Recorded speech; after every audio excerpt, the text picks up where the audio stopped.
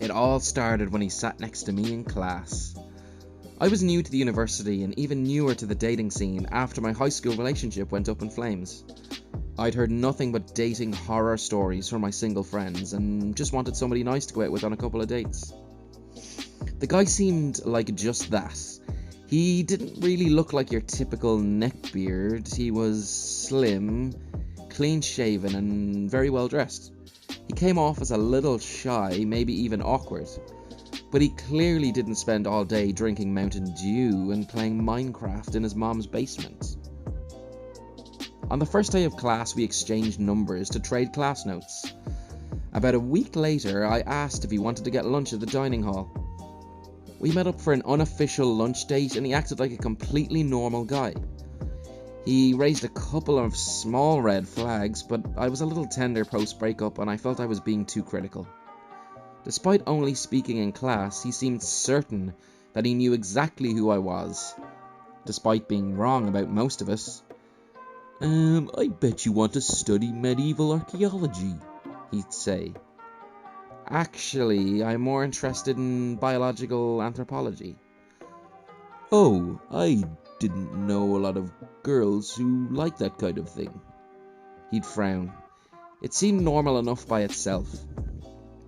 It felt like he already held some kind of idea of who I was supposed to be, and he even seemed a little passive-aggressive when I, of course, didn't fit the mold. Overall, the lunch was lukewarm. Certainly no sparks were flying, but he acted nice and honestly, I felt a bit lonely. It was my first semester of college, after all. A couple of days after our tepid lunch hangout, he texted me to ask me on a proper date. I agreed, excited to go out. I wore a cute black dress and even shaved. We met in front of my dorm. He wore a superhero t-shirt and cargo shorts. He seemed underdressed. No big deal, right? Wrong. He was clearly humiliated. In fact, he spent the first 10 minutes of what unfortunately became an hour-long walk talking about it, apologising and trying to justify his outfit. I kept assuring him it wasn't a big deal and that it was really me who came overdressed. But he wasn't having it until the subject finally changed. About halfway through his story about how he'd left his fedora collection at his parents' house, he scurried around to my left and said, "Oh, I need to walk on this side." My first assumption was that he had OCD. A good friend of mine did, and he had similar needs, so that would have been much easier to understand than the reality. "I should tell you," he said in a grandiose tone, "I align myself with a pretty strict code of chivalry." He wasn't joking. He continued, "In the Middle Ages, the man was supposed to walk on the inner side of the walkway, since people would throw, waste out of their windows and the lady wasn't supposed to be dirtied." I laughed in complete disbelief. "So you're protecting me from shit?" He winced. "I personally don't think very highly of cursing."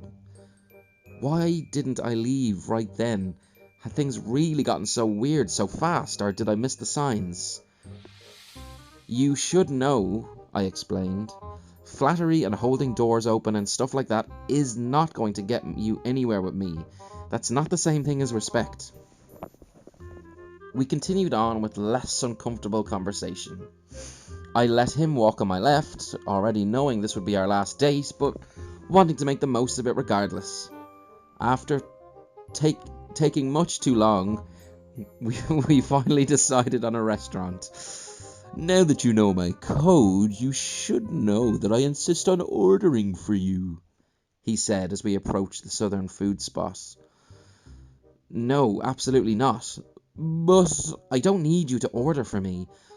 I towed the line between being playful and harsh, not comfortable being rude to this guy who had been such a friendly partner in class.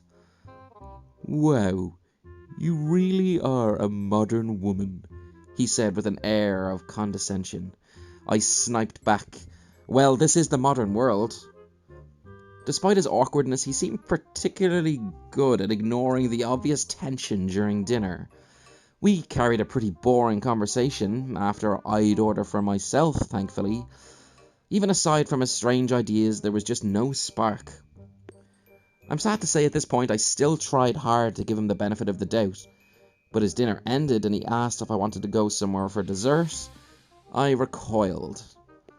"Are you sure?" he asked. I lied and told him I had made plans to study with a friend who expected me home soon. On the way back to my dorm, I watched, uncomfortable and confused, as he grew suddenly tense and avoided walking past a group of raggedy-looking men at the bus stop. "What are you doing?" I asked, while he pretended to look at the bus schedule. "Just nothing." He shot a sideways glance at the men, and we continued on. I started to feel sick to my stomach. I tell myself that he acted this way because he was a coward, and not because this group of men happened to be black. I didn't want to get to know him well enough to find out. He escorted me to my dorm and suggested we do it again soon. I wondered if he would try and kiss me, but he didn't even lean in for a hug. Part of his code of chivalry, I suppose. I made my hasty escape. Then I ghosted hard. I'm not proud of it, but it's all I knew how to do back then. After I avoided him in class one day, he texted me. I was feeling particularly lonely after a few weeks of missing my friends at other schools and having nobody to talk to. "You seemed kind of sad today," he texted. "Is everything okay?" "Not really," I replied. "I'm just feeling pretty lost and lonely here. I haven't made many friends yet." "These friendships are all just superficial anyway. These people are all stupid if they think they're actually making real friends. I'm looking for something more meaningful, and I know you are too." That was it. I finally decided it was time to be direct. "Look, you don't know me at all. Don't assume you know me when I've never said anything like that before." He replied with a manipulative paragraph that ended with, "If you don't like me, just say so." I could tell it was a guilt trip. We went on one date and this guy already tried to guilt me into not standing up for myself. "I don't like you." It was a bit rude, I'll admit, but it did the trick. After 2 weeks trying to avoid hurting anybody's feelings, I was finally honest with myself and with him. Thankfully, I've never had to endure a conversation about fedoras since.